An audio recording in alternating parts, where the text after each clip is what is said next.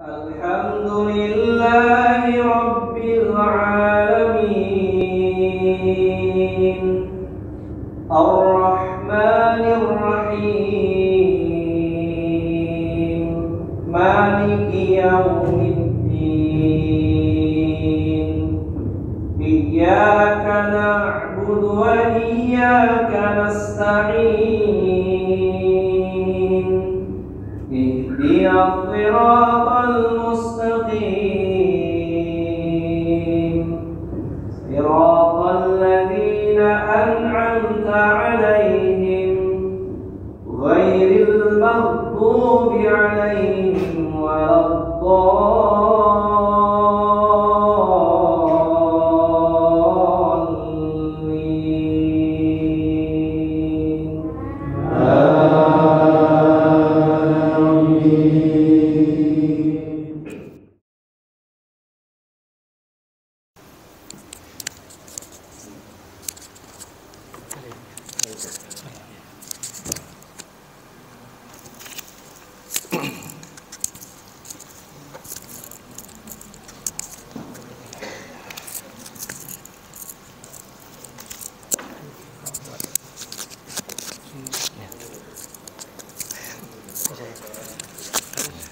Ini aja ya.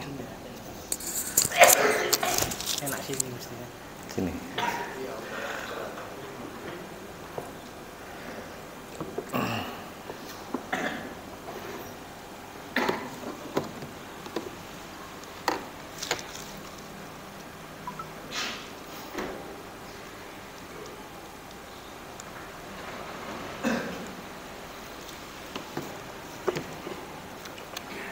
Bismillahirrahmanirrahim.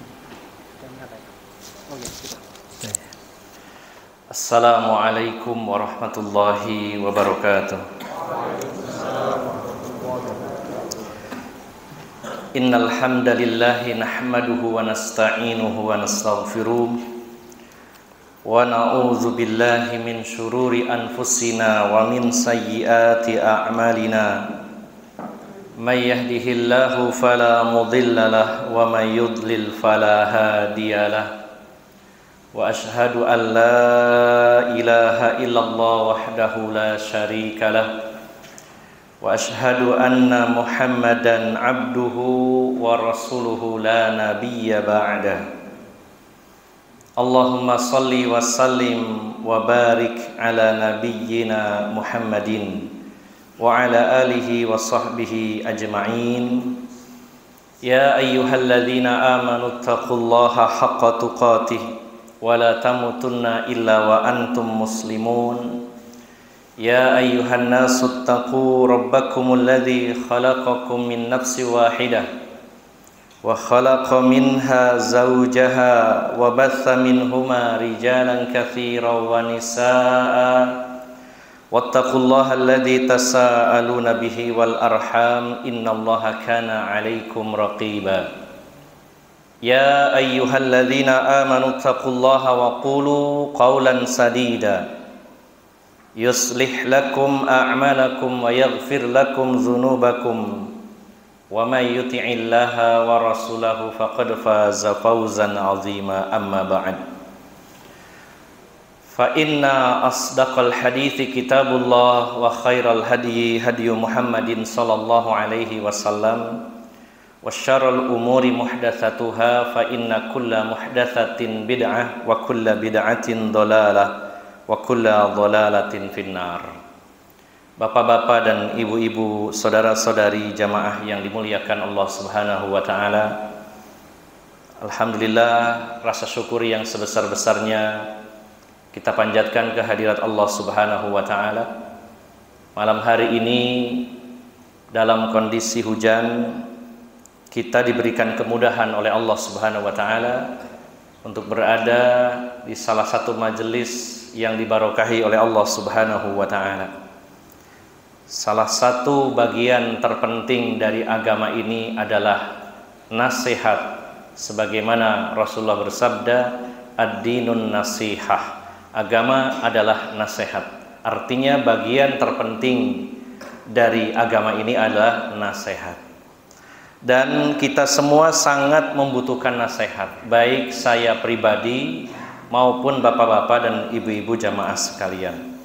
Maka mudah-mudahan dengan hadirnya di majelis-majelis nasihat, di majelis-majelis ilmu, dari hari ke hari mudah-mudahan kualitas keimanan dan ketakwaan kita kepada Allah Subhanahu wa taala semakin membaik. Bapak, Ibu, saudara-saudari yang dimuliakan Allah Subhanahu wa taala, perkembangan dakwah pada hari ini sangat menggembirakan di satu sisi dengan banyaknya kajian dan juga setiap individu sangat banyak mengaji. Kajiannya banyak, yang dikaji juga banyak. Bahkan mungkin di antara kita ada yang tiap hari ngaji, berpindah dari satu majelis taklim ke majelis taklim lainnya. Namun Bapak Ibu, saudara-saudari yang dimuliakan Allah Subhanahu wa taala, sudah menjadi sunnatullah siapapun yang beriman kepada Allah Subhanahu wa taala, maka mereka akan diuji oleh Allah Subhanahu wa taala. Allah akan menyaring dengan adanya ujian tersebut siapa yang benar dalam keimanannya dan siapa yang berdusta. Siapa yang benar-benar mengamalkan ilmunya dan siapa yang hanya sekedar menguasai teori-teori ilmu agama ini.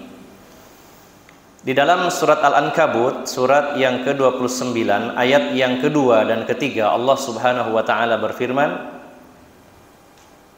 ahasiban nasu ayyutraku ayyaqulu amanna wa hum yuftanun wa hum la yuftanun walaqad fatanna alladhina min qablihim fala ya'lamanna Allahu alladhina sadaqu wa la ya'lamanna Allahu al-kadhibin. Apakah manusia itu menyangka bahwasannya ketika mereka mengatakan kami beriman kepada Allah, lalu dibiarkan begitu saja tanpa kami uji? Apakah manusia mengira bahwa kalau kita sudah ngaji, kemudian posisi aman, posisi nyaman, posisi tenang, terus akan selamanya seperti itu, sementara belum diuji oleh Allah Subhanahu wa ta'ala? Baik ujian itu secara individu maupun ujian kepada agama ini, ujian kepada dakwah ini. Maka sesungguhnya dari keadilan Allah Subhanahu wa taala, Allah Maha Adil, semua hambanya yang beriman akan diuji, dan Allah menyatakan sungguh kami telah menguji orang-orang sebelum mereka, maka Allah benar-benar mengetahui siapa orang-orang yang benar dalam keimanannya dan siapa yang berdusta. Maka bapak-bapak dan ibu-ibu, saudara-saudari yang dimuliakan Allah Subhanahu wa taala, siapapun di antara kita yang terjun sebagai pegiat dakwah, apakah dia sebagai seorang da'inya atau mungkin bagian lainnya semisal takmir masjid atau panitia kajian atau mungkin tim multimedia dan lain-lainnya, semua yang terjun di dunia dakwah sebagai pegiat dakwah, pelaku amar ma'ruf nahi mungkar, maka pasti akan diuji oleh Allah Subhanahu wa ta'ala. Di dalam surat Luqman, surat 31 ayat 17, Allah berfirman, ya bunayya aqimis salata wa'mur bil ma'rufi wanha 'anil munkar wasbir 'ala ma asabak inna dzalika min azmil umur. Wahai putraku, dirikanlah salat, perintahkan manusia kepada yang ma'ruf dan cegahlah mereka dari yang munkar. Namun ada pesan di akhir, Allah menyatakan wasbir ala ma asabak, dan sabarlah dengan apa yang menimpa kamu. Karena memang orang-orang yang amar ma'ruf nahi mungkar, terutama nahi mungkar, dia akan mendapatkan resiko, dia akan disakiti, dia akan diganggu, sehingga Allah menutupnya dengan kalimat Wasbir ala ma asabak. Sabarlah kamu terhadap apa yang menimpa kamu. Tentunya firman Allah Subhanahu wa taala ini bukan sebuah kesia-siaan, tersusun dengan rapi dan pasti ada tujuan di balik itu. Mengapa Allah perintahkan di akhirnya sabarlah terhadap apa yang menimpa kamu? Karena di depannya salat butuh kesabaran, amar ma'ruf butuh kesabaran, nahi mungkar butuh kesabaran. Terutama nahi mungkar. Maka Bapak Ibu jamaah sekalian yang dimuliakan Allah Subhanahu wa taala, siapapun yang terjun di dunia dakwah, apakah sebagai pemateri maupun sebagai pendengar, sebagai dai ataupun sebagai penyimak, pendengar atau yang sedang belajar, termasuk bagian-bagian dari sisi-sisi dakwah yang lainnya, maka semuanya akan diuji oleh Allah Subhanahu wa taala. Dan di beberapa wilayah, di beberapa tempat dakwah kita diuji oleh Allah Subhanahu wa taala dengan adanya penentangan-penentangan, bahkan penentangan itu dalam taraf yang sudah jelas menampakkan diri secara langsung, bahkan dengan penyerangan-penyerangan sebagaimana yang terjadi yang terbaru yaitu di Lombok Timur misalkan. Nah, dan itu tidak menutup kemungkinan akan menimpa kita, dan walaupun itu menimpa saudara-saudara kita, bahkan itu jauh tempatnya dari kita, tapi kita terlibat harusnya di dalamnya. Bisa jadi tidak langsung menimpa kita, tapi ujian itu kepada saudara kita sekaligus untuk kita. Kalau musibah dakwah itu, bencana dakwah itu dirasakan oleh saudara kita, maka sebenarnya juga sedang kita rasakan. Bukankah kita sudah ngaji lama sekali tentang bab ukhuwah? Bagaimana Rasulullah menggambarkan kaum muslimin sebagai satu tubuh, di mana salah satu anggota tubuhnya sakit, maka bagian tubuh yang lainnya akan merasakan sakit. Apakah hal tersebut juga kita rasakan? Bisa jadi menimpa kita sendiri, masjid kita, pondok kita, proyek kita yang sedang kita bangun, atau mungkin tempat lain saudara-saudara kita yang merasakannya, namun hakikatnya kita juga sedang diuji. Karena saudara-saudara kita yang muslim itu juga tubuh kita. Bapak-bapak dan ibu-ibu jamaah sekalian yang dimuliakan Allah Subhanahu wa taala, memang kejadian-kejadian yang menimpa di beberapa tempat, terjadinya penolakan pembangunan masjid, penutupan pondok, pembubaran kajian, dan lain-lainnya, ini pastinya akan menimbulkan berbagai macam persepsi dan sikap dari kaum muslimin. Disinilah letaknya Allah menguji dan menyaring di antara kita semuanya. Mana yang benar-benar memahami agamanya secara benar dan mempraktekannya, dan mana yang hanya sekedar mengaji saja tapi tidak bisa memahaminya, sehingga tidak pernah terlibat di dalamnya. Bapak Ibu jamaah sekalian, bahkan ada satu pendapat, ini yang saya langsung dengar, bahwa kalau yang kita hadapi itu orang-orang kafir, kita siap perang, tapi kan ini sesama muslim, ini kita sedang diadu domba, kita jangan mau diadu domba. Ada yang berpendapat begitu. Terus kalau tidak mau diadu domba, lalu kalau ada orang-orang mengaku muslim merusak masjid, membakarnya, menyerang pondok, terus kita bilang kita diam saja karena kita sedang diadu domba. Apakah seperti itu? Ya. Dengan alasan dia muslim pelakunya. Bagaimana sikap kita seharusnya? Bukankah kalau saudara kita muslim membutuhkan pertolongan dalam urusan agama, kita wajib menolongnya? Bukankah Allah telah berfirman, wa inistansurukum fid din fa'alaikumun nasr. Jika mereka memintamu pertolongan dalam urusan agama, fa'alaikum, maka wajib atas kalian an-nasr, menolong mereka. Wajib menolong mereka. Ini urusan agama, urusan dakwah, maka mereka minta tolong, wajib atas kalian memberikan pertolongan sesuai dengan kemampuan kita.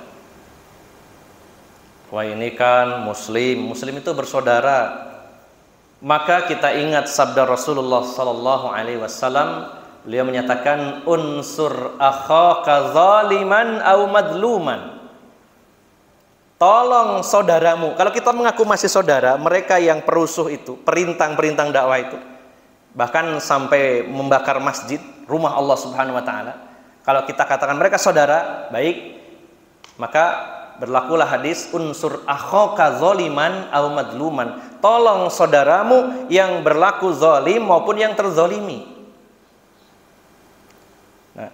Kalau yang terzolimi kita biasa membantu, bagaimana orang-orang yang berbuat zalim? Maka caranya adalah dengan mencegah kezolimannya dengan cara-cara yang sesuai dengan syariat dan tidak melanggar hukum positif yang ada di negeri ini, karena kita terikat dengan hukum tersebut.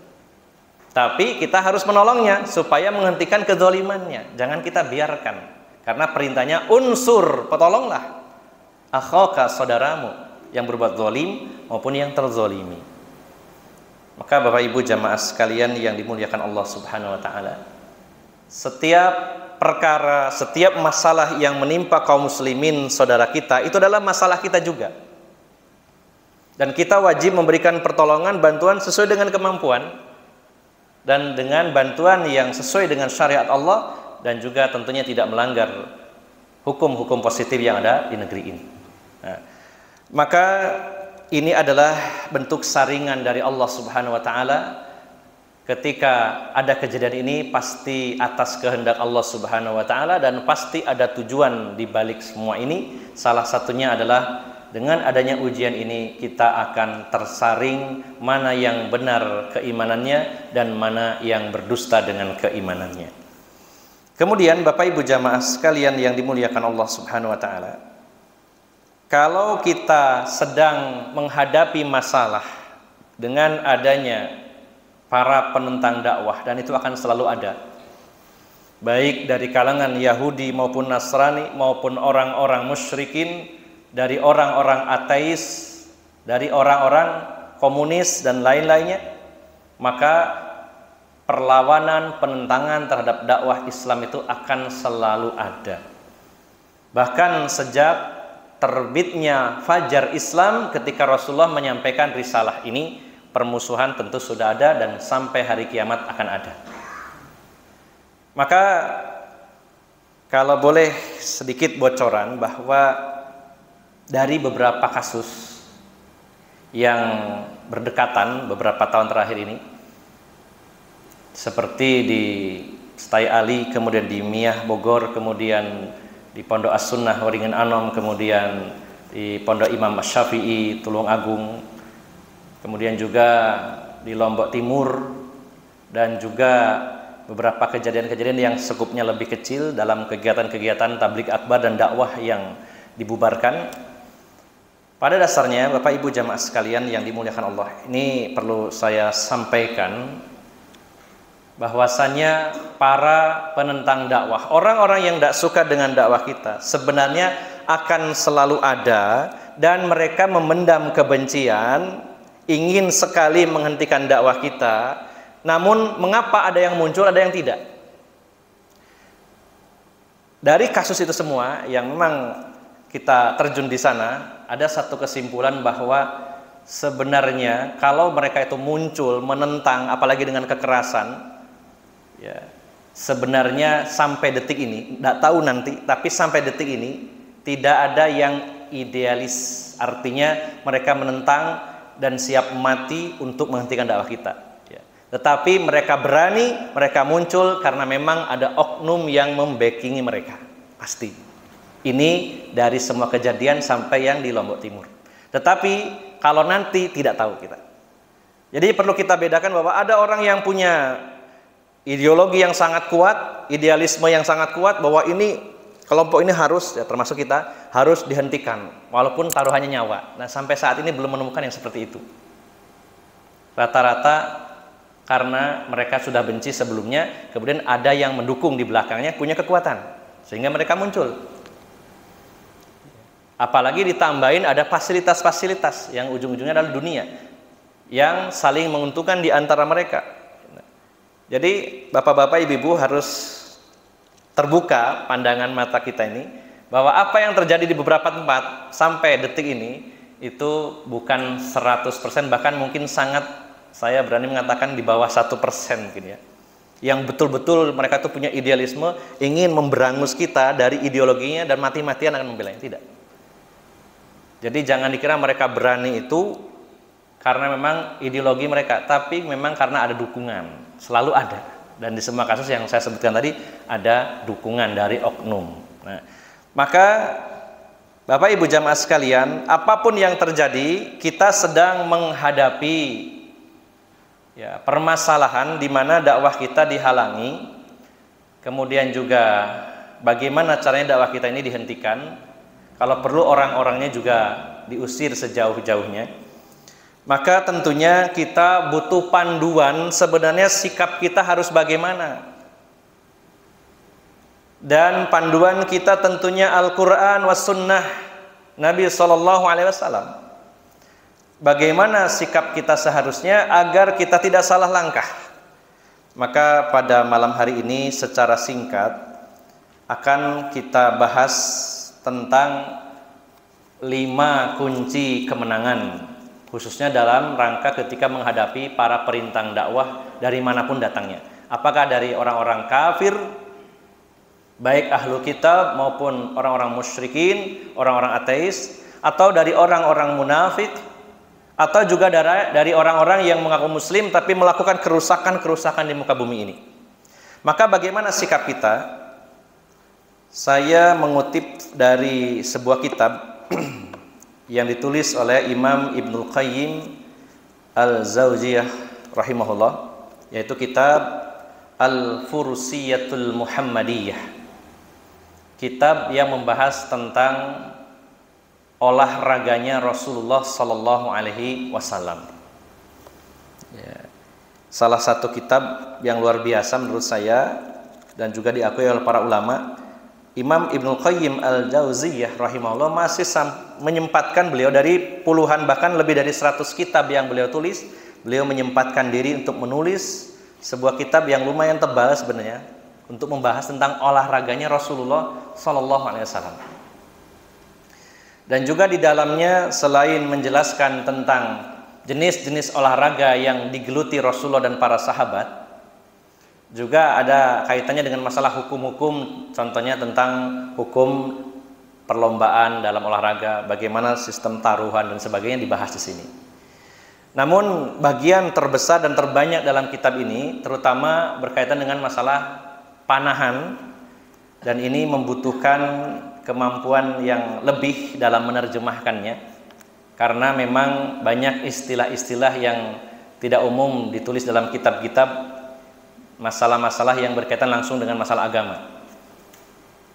Kosakata atau mufrodatnya banyak membahas tentang bagian-bagian busur panah, bagian-bagian anak panah, kemudian teknik-teknik memanah dan juga kesalahan-kesalahan dalam memanah dan sebagainya. Ini tentu membutuhkan kemampuan khusus di sini.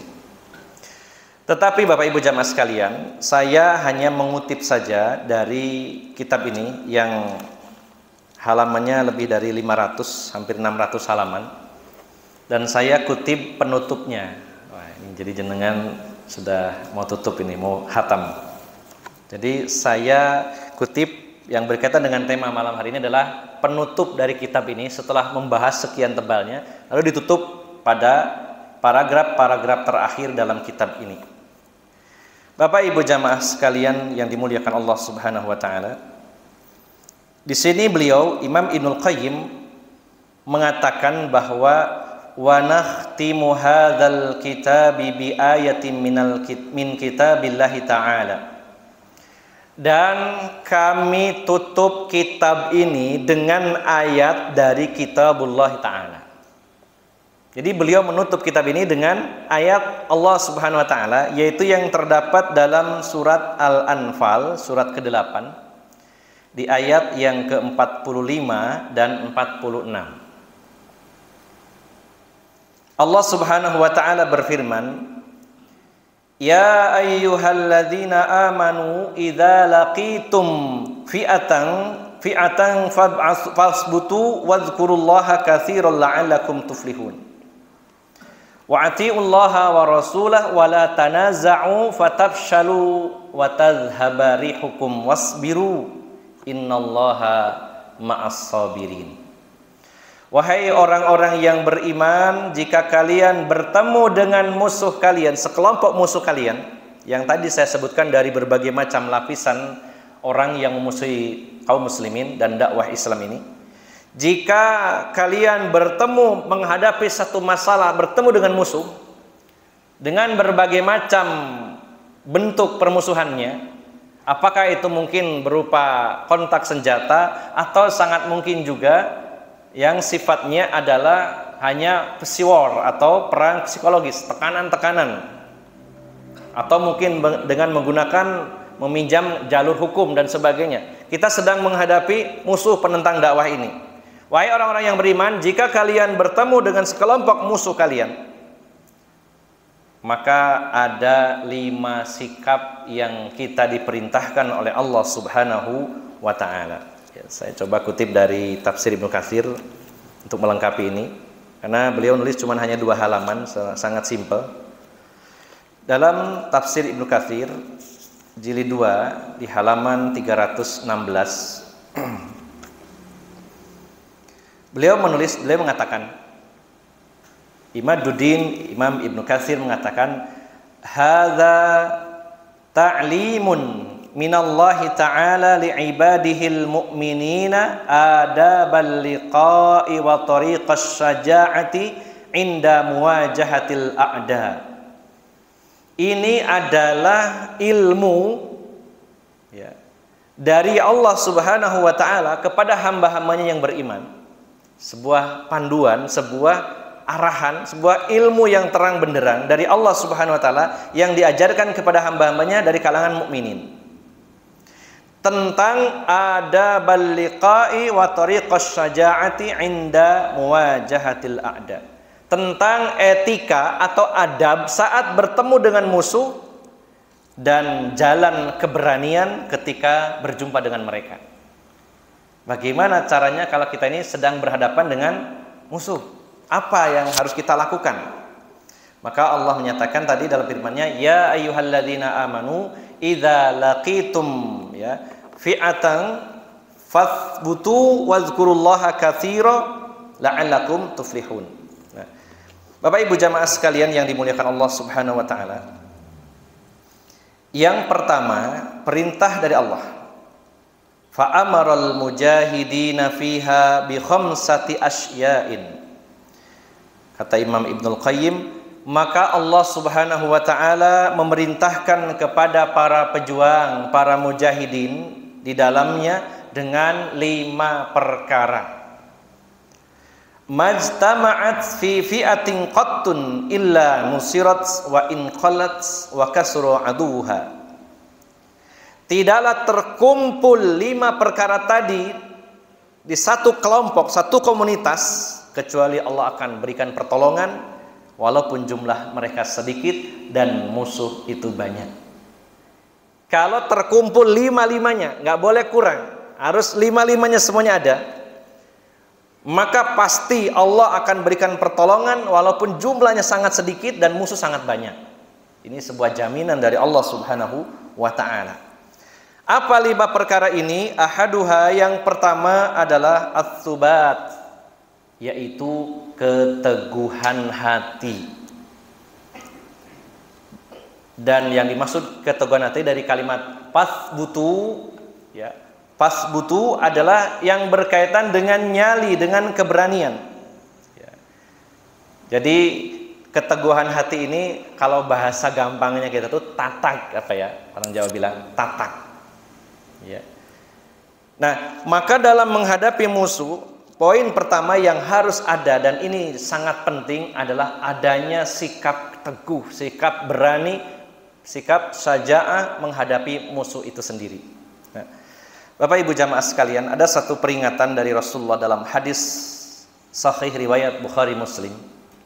Sabata fis sahihaini an Abdullah bin Abi Aufa, dari Abdullah bin Abi Aufa, anna Rasulullah sallallahu alaihi wasallam, bahwasanya Rasulullah sallallahu alaihi wasallam intadhara fi ba'di ayyamihi allati laqiya fiha al-adu hatta idza malatis syamsu qama fihim faqala. Dikata Abdullah bin Abi Aufa, ketika Rasulullah sallallahu alaihi wasallam dalam posisi sedang berjaga-jaga menanti datangnya musuh, maka beliau bersabda di hadapan kaum muslimin, "Ya ayyuhan nas, la tatamannau liqa'al adu was'alullaha al-'afiyata fa idza laqitumuhum fasbiru wa'lamu annal jannata tahta dhilalis suyuf." Wahai manusia, jangan pernah kalian berangan-angan ingin bertemu musuh, dan mintalah kepada Allah keselamatan.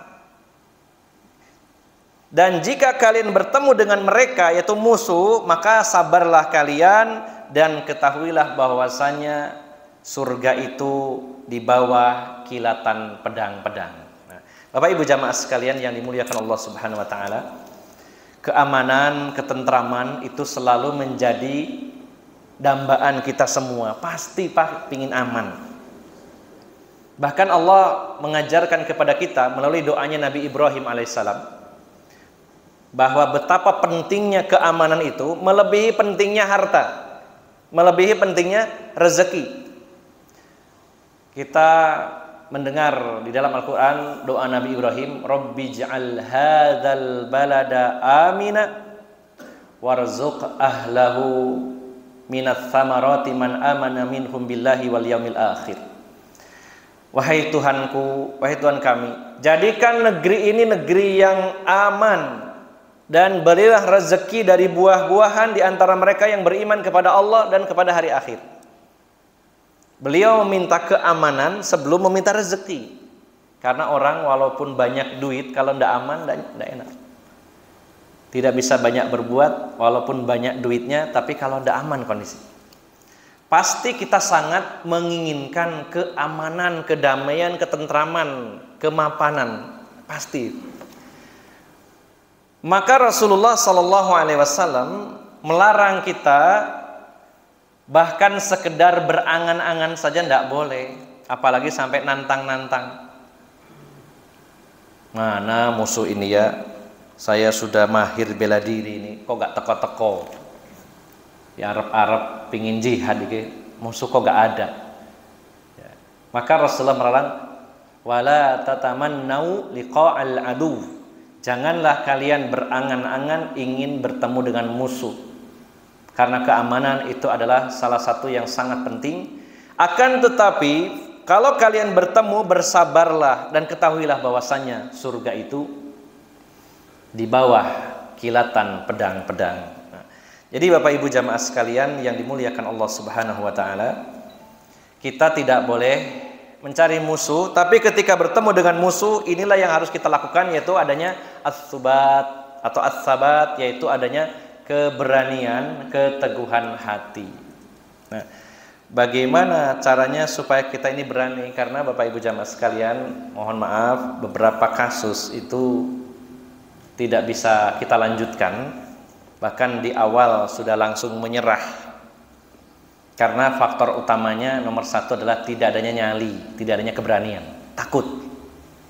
Jadi sangat banyak sekali kasus yang kami tangani, dan beberapa di antaranya Allah takdirkan dikalahkan. Bahkan ada yang diambil alih. Masjid sudah berapa kali ya saya menemui diambil alih 100%. Ya, bahkan sudah ada sekolahnya diambil. Kejadian di Surabaya, kejadian di Pasuruan ada. Maka poin pertama tidak ada dalam satu komunitas itu, yaitu apa? Nyali, keberanian, keteguhan hati. Kenapa bisa orang itu punya rasa takut? Rasa takut itu wajar Bapak Ibu jamaah sekalian. Itu adalah salah satu di antara sifat manusia. Tetapi perlu saya tegaskan bahwa dalam masalah agama, dalam masalah pembelaan dakwah, di sini kita harus benar-benar berlatih. Ya, kalau memang belum bisa, minimal latihan. Semua sama. Kadang-kadang kita itu kalau belum terjun atau masih membayang-bayangkan rasanya takut sekali. Tapi setelah terjun, akhirnya Allah berikan didikan, bimbingan, training, sehingga semakin lama keberanian itu semakin tumbuh. Maka bagaimana supaya menumbuhkan rasa berani itu? Yang pertama harus kita pastikan bahwa kita berada di posisi yang benar. Dalam situasi apapun, kalau kita ingin berani, pastikan dulu kita posisi benar. Jangan sampai posisi yang salah. Kemudian yang kedua, bukankah kita telah belajar tauhid, inilah saatnya diuji oleh Allah Subhanahu wa taala.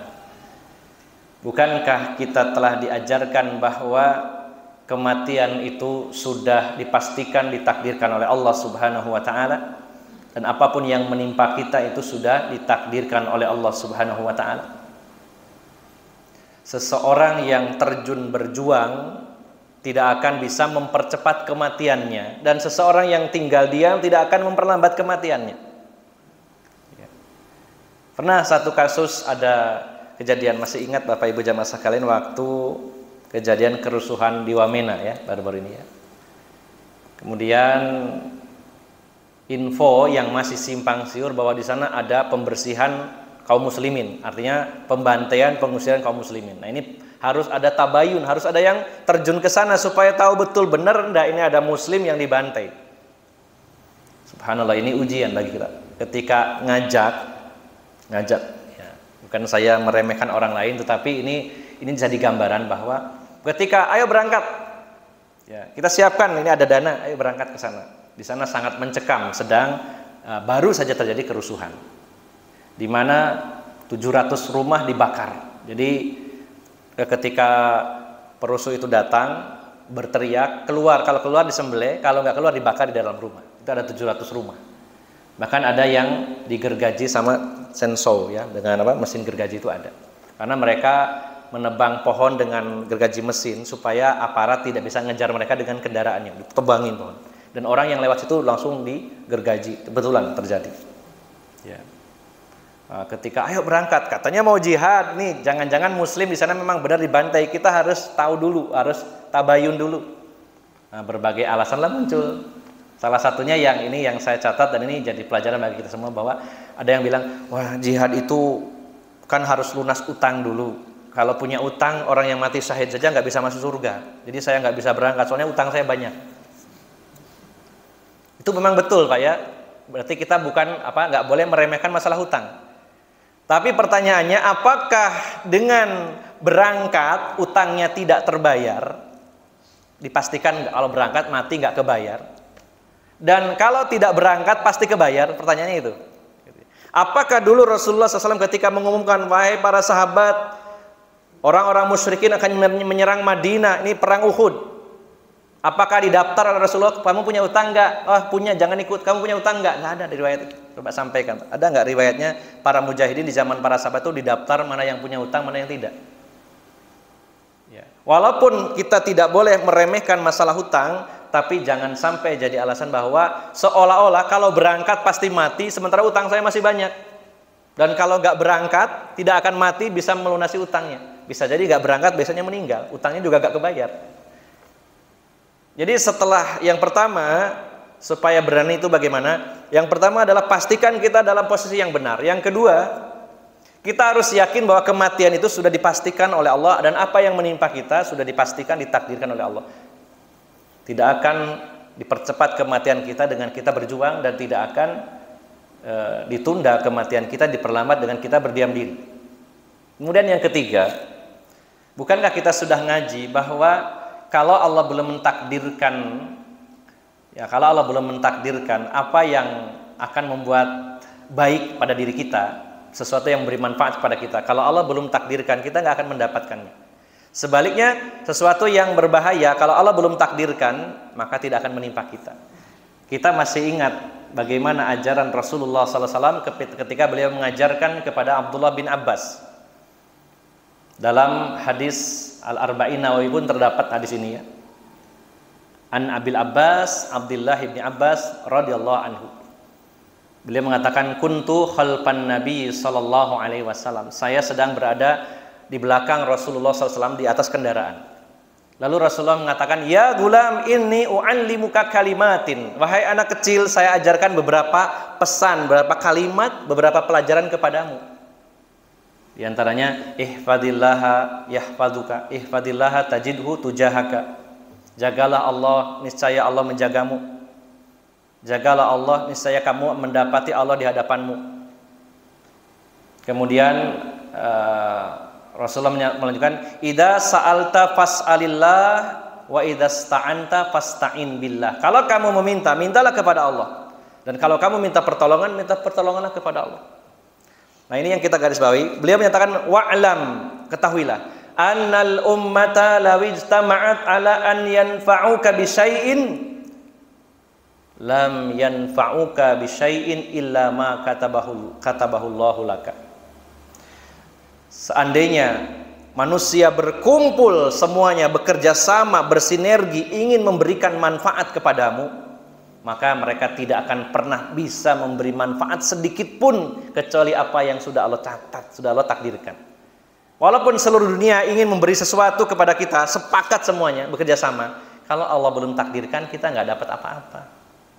Sebaliknya, walau ijtama'at ala ayyadurruka bi syai'in la yadurruka illa bi syai'in qad katabahu Allahu 'alaika. Seandainya mereka berkumpul ingin mencelakakan kamu, seluruh dunia seandainya berkumpul ingin mencelakakan kamu, maka kamu tidak akan celaka kecuali apa yang sudah Allah takdirkan. Rufi'atil aqlamu wa jaffatis sufuf, sudah kering pena dan sudah diangkat lembaran-lembaran itu, sudah ditakdirkan oleh Allah Subhanahu wa taala. Lalu kenapa kita punya rasa takut sementara? Kalau Allah takdirkan kita ini tidak apa-apa, baik-baik saja, maka akan baik-baik saja. Kita sudah ngaji lama tentang ini, tapi begitu prakteknya, waduh, bingung. Mau praktek, jangan-jangan nanti saya kena ini, kena itu. Nah, ini ujian apa yang kita kaji, Bapak Ibu jamaah sekalian. Ya. Kemudian bagaimana seseorang akan punya sikap berani kalau dia terkena penyakit wahan, yaitu hubbud dunya wa karahiyatul maut. Ini yang paling banyak, Pak, ya. Kenapa orang itu ciut nyalinya, takut sekali beresiko? Wah, yang saya hadapi ini oknum pejabat tinggi, bagaimana kalau saya dipenjara? Kalau saya dipenjara, bagaimana istri saya masih muda, anak-anak saya masih kecil? Terus pekerjaan saya bagaimana? Bisnis saya bagaimana? Banyak pikiran itu, akhirnya nggak jadi apa-apa. Tidak berangkat. Tidak ada kepedulian kepada saudaranya karena alasan, wah nanti kalau kena resiko bagaimana? Ini Bapak Ibu jamaah sekalian yang dimuliakan Allah, maka poin pertama ketika kita menghadapi musuh para penentang dakwah ini harus punya keteguhan hati, tatak. Ya. Dan ini harus kita minta kepada Allah Subhanahu wa taala. Kita ini lemah, hati kita ini lemah. Dan kita harus berpikir bahwa kita sebenarnya punya rasa takut, tapi kita kelola sehingga memunculkan keberanian. Kenapa kita harus berani? Karena demi untuk menghilangkan bahaya yang lebih besar. Saya ingat perkataan seorang tokoh di negeri ini, yaitu Buya Hamka. Beliau mengatakan bahwa, ini satu kutipan yang bagus, bahwa kita sebenarnya punya rasa takut, tapi keberanian harus dimunculkan demi menghilangkan bahaya yang lebih besar. Kalau kita nggak berani, bahayanya akan lebih besar. Pilih mana? Ini bahaya. Kalau kita diam, akan semakin besar. Maka kita harus memberanikan diri. Jadi orang yang berani itu bukan orang yang nggak punya rasa takut. Dia punya rasa takut, tapi dia mampu mengendalikannya, mampu mengelola rasa takut itu, diolah hatinya dan minta kepada Allah Subhanahu Wa Taala untuk diberi keteguhan ini. Maka poin pertama harus ada saat sekelompok dari kita ini berhadapan dengan musuh, yaitu adanya keteguhan hati, adanya nyali, dan adanya keberanian. Bukankah Rasulullah mengajarkan keberanian? Bukankah para sahabat mengajarkan keberanian? Dan kita mengaku mengikuti mereka semuanya, tapi tidak punya keberanian. Kita harus belajar lah ya. Sama, saya juga belajar, panjenengan harus belajar, harus berlatih. Tidak ada di antara kita, wah saya paling berani, saya paling enggak. Kita belajar. Masih jauh dibandingkan keberanian Rasulullah dan para sahabat, jauh sekali. Maka minimal kita berlatih untuk lebih berani mengambil sikap dan berjuang melawan segala kezaliman, kemudian tekanan-tekanan terhadap dakwah ini demi menghindarkan bahaya yang lebih besar lagi. Ya, ini yang pertama. Isa. Adzan dulu Pak, gimana? Nggih, monggo.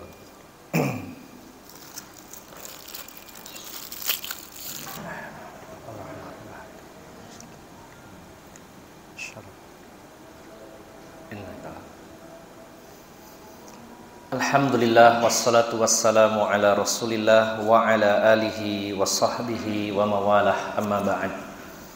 Kita lanjutkan Bapak-bapak, Ibu-ibu jamaah sekalian. Poin pertama, sikap kita saat bertemu dengan musuh-musuh dakwah ini, yaitu as-subat, yaitu keteguhan hati, keberanian. Ats-tsani, yang kedua, kathratu zikrihi subhanahu wa ta'ala, memperbanyak zikir kepada Allah subhanahu wa ta'ala. Tadi perintahnya dari Allah dalam surat Al-Anfal ayat 45, fathbutu, ya, yaitu keteguhan, teguhlah kalian, wazkurullaha katsira, dan zikirlah kepada Allah dengan zikir yang banyak. Bapak Ibu jamaah sekalian yang dimuliakan Allah subhanahu wa ta'ala, saat terjadi konflik, apalagi sedang berhadap-hadapan dengan musuh, dan ini tidak selalu harus dalam perang dengan bentuk kontak fisik secara senjata, bisa saja dalam forum-forum mediasi ini yang sering terjadi pada saat ini. Dan itu jangan dikira perkara mudah. Mediasi, kita harus berhadapan dengan oknum selevel pemerintah daerah, ya, dengan jajarannya dan seperangkat pendukungnya. Walaupun tidak berhadapan dengan senapan, walaupun tidak berhadapan dengan pedang, tapi kalau tidak punya nyali itu tidak mudah Bapak Ibu jamaah sekalian. Maka di situ butuh kita ini betul-betul banyak berzikir kepada Allah Subhanahu wa taala supaya kita tenang. Dengan zikir kepada Allah kita menjadi tenang. Yang kedua, tidak menutup kemungkinan orang-orang yang kita hadapi walaupun di situ sedang dalam acara konfrontasi yang sifatnya hanya verbal aja, omongan, tidak menutup kemungkinan mereka juga menggunakan sihir. Sangat mungkin. Termasuk ketika bertempur, berapa banyak orang yang menggunakan sihir. Maka disitulah kita harus banyak zikir kepada Allah Subhanahu wa ta'ala. Pengalaman saya pernah ketika satu kasus yang dekat dengan kita dan harus berhadapan dengan oknum camat, ketika bawahan-bawahannya sudah tidak sanggup lagi menghadapi kita, kemudian akhirnya mengundang oknum camat waktu itu. Ketika datang duduk disiapin air, apa yang dilakukan? Tangannya begini, kemudian komat kamit lama, saya tungguin ini lagi ngapain ya. Jadi sebelum ngomong sama kita itu komat kamit lama sekali, mungkin 10-15 menit gitu. Nah, mungkin sedang membacakan mantra-mantra supaya bisa ngomong lancar, supaya kita kalah atau bagaimana, wallahu a'lam. Jadi dalam setiap pertempuran, apakah secara kontak senjata atau mungkin ketika war, ketika mediasi dan sebagainya, maka hal-hal seperti itu sangat mungkin terjadi, sehingga kita butuh selalu berzikir kepada Allah Subhanahu wa ta'ala. Dan kalau sedang berhadapan dengan musuh, tidak boleh banyak bicara, banyaklah zikir kepada Allah Subhanahu wa ta'ala. Poin yang keberapa tadi Pak? Kedua ya. Ini memang diajarkan oleh Rasulullah sallallahu alaihi wasallam. Di antaranya dalam hadis yang diriwayatkan dari Abdullah bin Amr. Rasulullah sallallahu alaihi wasallam bersabda, "La tatamannau liqa'al aduwi was'alullaha al-'afiyah fa idza laqitumuhum fathbutu wadhkurullaha fa in sakhibu wasakhu fa 'alaikum bis-sumti." Janganlah kalian berangan-angan ingin bertemu musuh dan mintalah keselamatan kepada Allah. Jika kalian bertemu dengan mereka, berhadapan dengan mereka, maka teguhkanlah hati kalian dan zikirlah kepada Allah Subhanahu wa ta'ala. Dan jika mereka berteriak-teriak, ya, maka kamu wajib diam, santai dan diam. Apalagi teriak-teriaknya itu dalam rangka demo, ini nggak usah terlalu terbawa Pak ya. Saya kasih tahu bahwa orang demo itu pada saat ini khususnya, ya, ketika menentang dakwah, ketika menghentikan proyek masjid dan sebagainya, itu sekedar pemandu sorak saja supaya kesannya ada rame, ada penolakan. Sebenarnya bukan itu intinya. Hanya settingan saja, selalu begitu. Sehingga kita jangan terlalu ambil pusing, waduh mau di demo bagaimana? Jangan sampai siut nyali gara-gara hanya di demo. Satu kasus kemarin di Lombok Timur itu ketika demo pertama, kepala proyeknya langsung mundur dan pindah rumah karena saking takutnya, Pak. Nah, jangan sampai seperti itu, Pak ya. Ini pelajaran saja bagi kita ya. Jadi demo ini, apalagi mereka teriak-teriak, memang suaranya besar, Pak ya, namanya demo. Karena apa? Orangnya ribuan. Kemarin demo di sana berkali-kali sampai 6.000 gitu. Ya, suaranya memang besar. Kenapa? Karena orang banyak, Pak. Kalau sendirian nggak berani, saya yakin. Yang kedua memang karena corongnya besar-besar, pakai soundnya di bawah besar itu. Nah, maka kalau mereka berteriak-teriak, kalian diamlah, kata Rasulullah. Diam saja. Banyak berzikir kepada Allah dan diam. Kemudian satu lagi tambahan berkaitan dengan masalah zikir ini, dan kita harus memperbanyak diam, hanya zikir saja kepada Allah ketika berhadapan dengan mereka. Rasulullah SAW bersabda dari Zaid bin Arqam, hadisnya marfu dari Zaid bin Arqam. Qala, bersabda Rasulullah sallallahu alaihi wasallam, "Innallaha yuhibbus sumta 'inda thalathin." Allah mencintai sikap diam, artinya diam pada 3 keadaan. Yang pertama, inda tilawatil Qur'an, ketika ada yang membaca Al-Qur'an, dibacakan Al-Qur'an. Bukankah Allah telah berfirman, "Fa idza quri'a 'alaihimul Qur'an"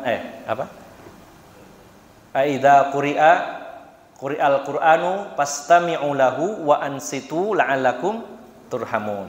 Jika dibacakan Al-Qur'an maka istami artinya mendengarlah dengan seksama. Beda antara sima dengan istima. Kalau sima mendengar biasa, kalau istima dengan seksama. Dengarkan secara seksama dan diamlah agar kalian mendapatkan rahmat Allah Subhanahu wa taala. Ketika ada orang baca Quran, maka diamlah, kita dengarkan. Yang kedua, wa inda zahfi atau zuhfi, ketika terjadi perang. Ya, istilahnya jangan banyak ngomong, perang yang serius aja zikir kepada Allah ya, enggak usah banyak ngomong. Banyak ngomong energinya terkuras untuk ngomong gitu ya. Enggak usah banyak ngomong, banyak diam, banyak nyimak. Kalau perang itu perang mulut, biasanya justru orang yang banyak ngomong itu mudah untuk menjatuhkannya. Biarkan dia banyak bicara dan kita sedikit bicara, itu lebih baik, Pak. Dalam setiap perdebatan, dalam membela kebenaran, ketika pihak lawan itu banyak ngomong, kita harus betul-betul bisa menahan diri, diam, walaupun greget pingin ngomong, tahan dulu. Karena apa? Semakin dia banyak ngomong, semakin banyak cara untuk menjatuhkannya. Disekak macret, selesai. Begitu Rasulullah SAW.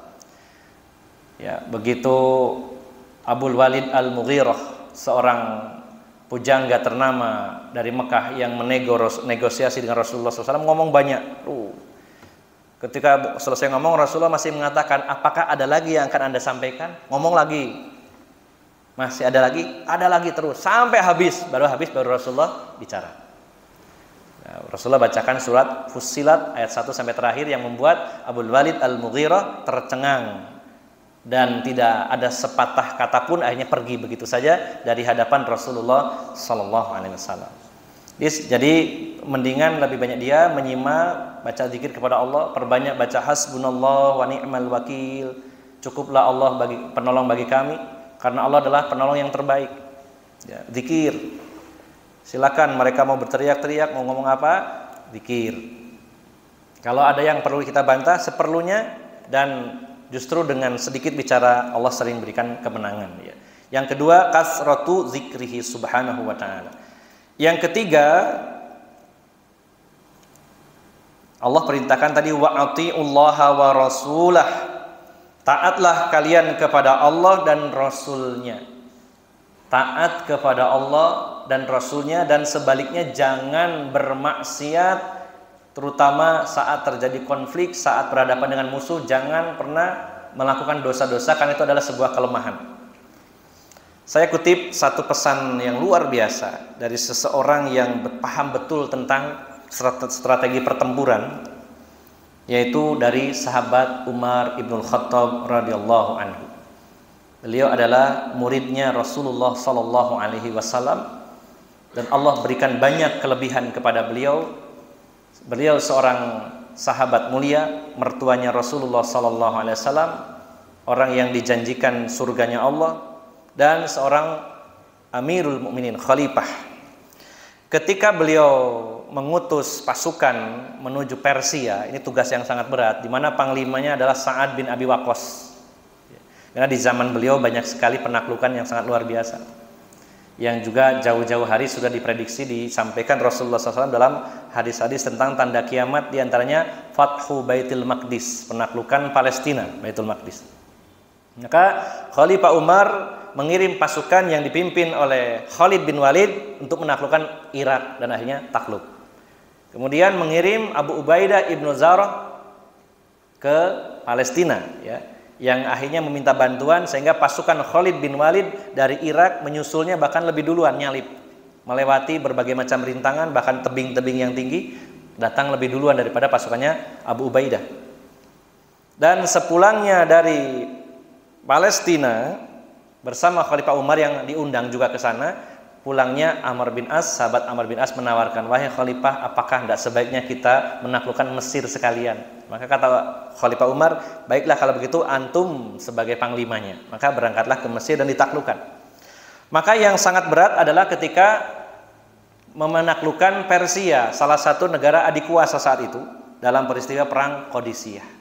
Maka Khalifah Umar sempat ada rasa khawatir, ini bagaimana ya pasukan yang saya kirim ini menghadapi pasukan yang sangat besar dan kuat untuk menaklukkan istana putih dari Persia. Maka untuk mengokohkan pasukannya dan untuk mencari sebab kemenangan, beliau mengirim surat kepada Sa'ad bin Abi Waqqas. Dan diantaranya, ini beberapa poin saja yang saya sampaikan, ya, poin utamanya yang berkaitan dengan poin ketiga, harus taat kepada Allah, bertakwa kepada Allah, jangan bermaksiat. Di antaranya tulisan surat dari Khalifah Umar kepada Sa'ad bin Abi Waqqas adalah, setelah mengucapkan Assalamualaikum warahmatullahi wabarakatuh, amma ba'd, fa inni amuruka wa man ma'aka minal ajnadi bitaqwallahi ala kulli hal. Fa inna taqwallahi afdalul uddati 'alal adu wa aqwal uddah fil harb. Masyaallah. Maka sesungguhnya aku perintahkan kepadamu wahai Sa'ad bin Abi Waqqas sebagai panglima perang dan kepada para prajurit yang ada di bawah komandomu, pesan saya adalah hendaknya kalian bertakwa kepada Allah dalam segala keadaan. Karena sesungguhnya takwa Allah itu adalah senjata yang paling utama dan senjata yang paling kuat untuk mengalahkan musuh. Subhanallah, tidak menjelaskan senjata apa senjata, tapi takwa Allah. Takwa Allah adalah senjata yang paling utama, yang paling kuat. Nah, kemudian satu lagi poin ini yang ada kaitan dengan ini. Wa amuruka wa man ma'aka an takunu asyaddu ihtirasan minal ma'asi minkum min aduwikum fa inna dzunubal jaisi akhwafu alaihim min aduwihim wa innama yunsarul muslimuna bima'siyati aduwihim lillah walaula dzalika lam takun lana bihim quwwah lianna adaduna laisa ka'adadihim wa uddatuna laisat ka'uddatihim. Nah, ini luar biasa.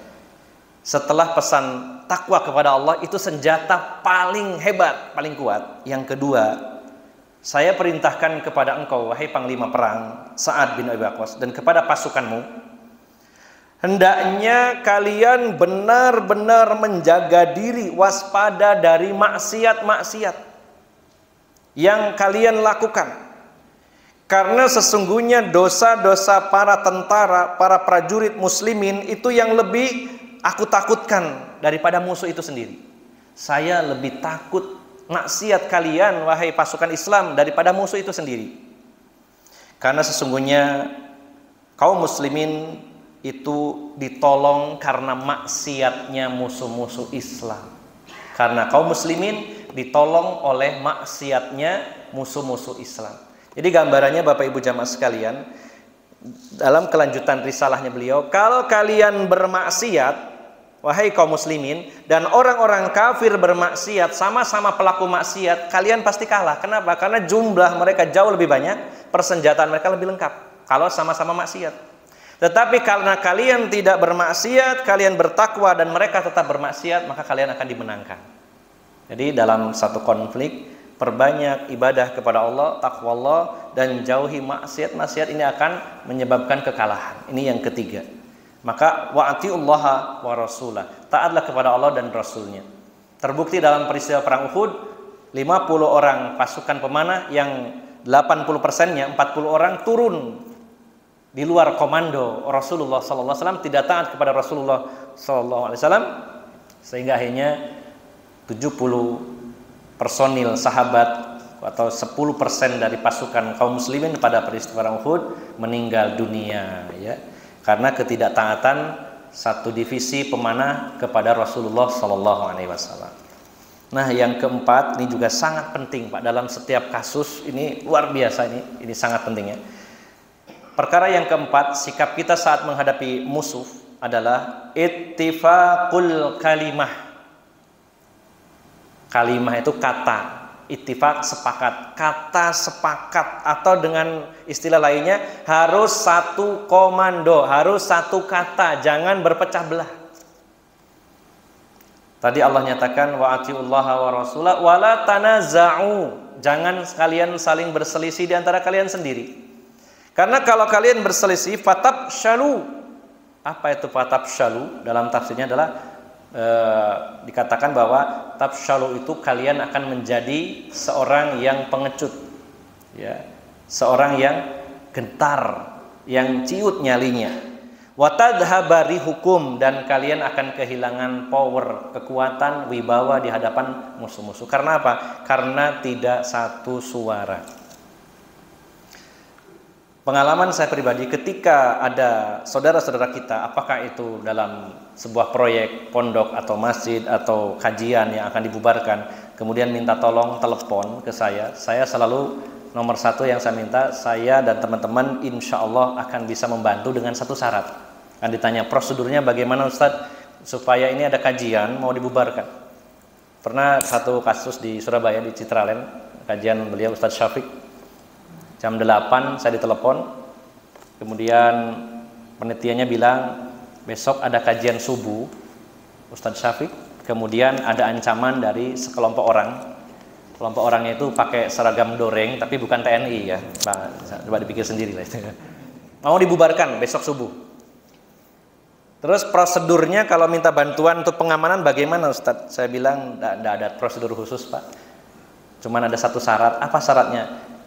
Coba dirundingkan dengan panitia, sudah siapkah selesai sampai akhir? Artinya sudah betul-betul mantap satu suara, tidak ada keraguan-raguan untuk menyelesaikan kajian ini atau tidak? Akhirnya minta waktu Ustadz 1 jam untuk musyawarah dengan panitia. Lalu jam 9 malam telepon lagi, Ustadz semua panitia sepakat jalan terus sampai selesai. Wah sudah ya, kita berangkat. Jam 12 malam berangkat. Kita jaga sampai jam 10 pagi. Ternyata ada datang satu orang, cuman noting tok, gitu ya, satu orang, pakai seragam juga. Wah, saya acungi jempol, kok berani sekali ya datang sendirian. Sampai kita suruh Mas, monggo Mas kalau mau ngaji. Aku gak ngaji, dua kiai dewe, gitu, bilangnya gitu, subhanallah. Ya. Jadi betul-betul kalau satu suara sepakat, Allah berikan kemenangan. Ini salah satu syarat di sini. Salah satu dari 5 sikap yang sangat penting, satu suara. Ini bocorannya yang di Lombok Timur itu terjadi perbedaan suara, sehingga disinilah masalahnya. Ya, ini agak cooling down karena akan ada MotoGP di Mandalika bulan Maret. Wallah alam setelah bulan Maret seperti apa, kita berharap mudah-mudahan Allah selesaikan dengan cara yang terbaik. Dan saya bersama teman-teman udah 1 bulan lebih di sana, kemudian akhirnya menarik diri karena memang sudah tidak bisa disatukan lagi visinya. Satu ingin melawan, satu jangan. Nah ini sudah sangat sulit. Sudah saya sampaikan di awal bahwa permasalahan di Lombok Timur itu sangat mudah insya Allah, biiznillah, sangat mudah. Dan ini sudah terjadi di banyak tempat. Tapi yang berat, energi kita 90% tersita adalah karena adanya perbedaan pandangan yang tidak bisa disatukan. Ini sulit. Bagaimana mungkin yang satu ingin melawan, yang satunya harus mesra, harus dekat. Nah ini susah. Ini salah satu bocornya, mudah-mudahan musuh nggak dengar ya. Kalau dengar wah berarti pecah belah ini. Nah, mudah-mudahan videonya tidak nyampe ke pihak mereka ya. Tapi saya yakin mereka juga tahu, ya, tahu betul. Jadi ini yang perlu kita waspadai Bapak Ibu jamaah sekalian. Kalau ada permasalahan harus sepakat, Apakah maju atau mundur? Jangan mundur atau jangan ragu-ragu. Kalau maju maju. Kalau maju selesai insya Allah. Ini dinas dalam Al-Quran harus ittifaqul kalimah, satu kata, satu komando, satu suara. Kalau terlalu banyak suara, banyak perdebatan, ya ini maju, ya ini bilang mundur, Pak, ini alamat kehilangan salah satu dari poin-poin tadi, dan ini sangat berat. Perjuangannya sangat berat. Ya. Ini yang keempat, ini sangat penting. Nah, yang kelima, al-khamis, milaku dzalika kullu wa qawamuhu wa asasuhu. Kunci dari semua ini, dari kemenangan ini, kuncinya dari semua ini tadi, poin 1, 2, 3, 4, dan pokoknya, asasnya adalah wahwa as-sabr, yaitu sabar. Ya. Sabar dalam berjuang, bukan sabar dengan makna diam. Kan tadi tidak mungkin ada kalimat banyak zikir, taat, harus berani, satu kalimat. Kalau kita diam, ini maksudnya sabar dalam berjuang. Karena Bapak Ibu jamaah sekalian, sebuah perjuangan, apalagi itu perang, subhanallah, itu dari saya juga betul-betul kalau mengalaminya belum ya, tapi dari teman-teman yang mengalaminya, subhanallah, beratnya. Ya sebagai pembanding saja, kalau ada satu kasus di wilayah, apalagi jauh, misalkan di luar pulau, kita harus berangkat bisa lebih dari 10 hari kadang ya, atau lebih dari 1 pekan dalam sekali misi, meninggalkan keluarga, anak istri, pekerjaan, dakwah, meninggalkan ternak di rumah pada terbengkalai, dan banyak hal. Kesana juga menghadapi musuh, beresiko ditangkap, beresiko di penjara mungkin, dan lain-lain. Dan juga banyak kesulitan-kesulitan di lapangan. Ya. Jaga masjid itu harus siap melean, ya, semalaman dirubung nyamuk di kebun harus siap, biasa hal-hal seperti itu ya. Bagaimana kalau itu sudah dalam situasi yang lebih berat dari itu? Sampai teman-teman cerita waktu di Afghanistan itu bisa berbulan-bulan harus tahan di suhu minus 20. Saya mikir, ya Allah, saya naik gunung saja, ke Gunung Arjuno, ke Gunung Lirang, itu paling 8 derajat itu sudah menggigilnya luar biasa. Banyak yang hipotermia. Ini minus 20 dan itu berbulan-bulan. Harus siap kelaparan, harus siap tertembak, terluka, dan lain-lainnya. Ini semua kalau nggak punya kesabaran, habislah kita. Dalam berjuang itu, dalam menghadapi problem, kita harus sabar. Sebenarnya musuh juga berat, kita juga berat. Tinggal mana yang lebih sabar, gitu saja, Pak. Allah berfirman dalam surat An-Nisa, surat 4, ayat 104. Wala tahinu fi ibtigha'il qaum, jangan merasa lemah dalam melawan musuh-musuh kalian. In takunu ta'lamuna fa innahum ya'lamuna kama ta'lamuna wa tarjuna minallahi ma la yarjun. Jangan pernah melemah dalam melawan, mengejar mereka musuh-musuh kalian. Jika kalian merasa sakit, maka mereka pun merasa sakit. Jika kalian itu berat, mereka juga berat. Jika kalian capek, mereka juga capek. Kalau kalian itu ngantuk, mereka juga ngantuk. Kalau kalian mengeluarkan dana, mereka lebih banyak, bisa jadi dana yang dikeluarkannya. Tapi perbedaannya adalah watarjuna minallahi ma la yarjun. Sama-sama sakit, tapi kalian punya roja, harapan kepada Allah, sementara mereka tidak. Maka dalam situasi konflik itu, mana yang paling kuat kesabarannya, itulah yang akan Allah berikan kemenangan. Nah, maka kita tutup tulisan ini dengan perkataan beliau. Kata Imam Ibnu Qayyim, "Fahadhihi khamsatu asya'in tubtana 'alaiha qubbatun nasr wa matazalat au ba'daha zala minan nasri bihasbi ma naqasa minha. Wa idza ijtama'at qawwa ba'daha ba'dha wa sara laha atharun 'azimun fin nasr. Walamma ijtama'at fis sahabah lam takum lahum ummatun minal umam fatahud dunya wa danat lahum ibad wal bilad. Walamma tafarraqat fi man ba'dahum wa dha'ufat alal amru ila ma ala. Wala haula wala quwata illa billahil aliyyil azim. Wallahul musta'an wa alaihi tuklan wa huwa hasbuna wa ni'mal wakil." Selesailah kitab ini ya. Di sini udah nggak ada lagi. Kata beliau, inilah 5 perkara yang dengan sebab 5 perkara ini terbentuklah kubah pertolongan. Ya, seolah-olah kalau 5 perkara ini sudah benar-benar dilakukan, maka pertolongan itu sangat dekat. Ketika hilang 5 perkara ini atau sebagiannya, maka hilang pula pertolongan Allah sesuai dengan jumlah hilangnya. Artinya begini, kalau ada 5 poin, maka pertolongan Allah datang. Kalau cuma 4, maka pertolongannya lebih berat, lebih jauh. Semakin sedikit dari 5 perkara ini yang ada, maka semakin jauhlah pertolongan Allah Subhanahu wa ta'ala.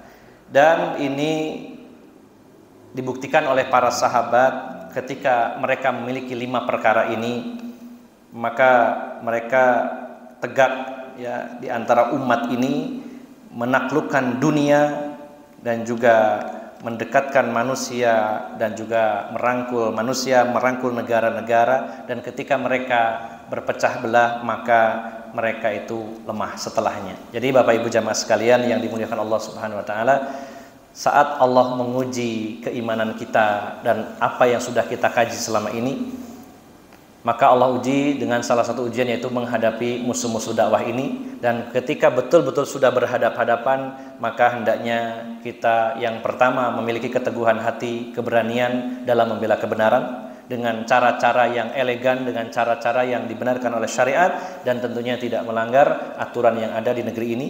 Yang kedua, perbanyak zikir, jangan banyak bicara.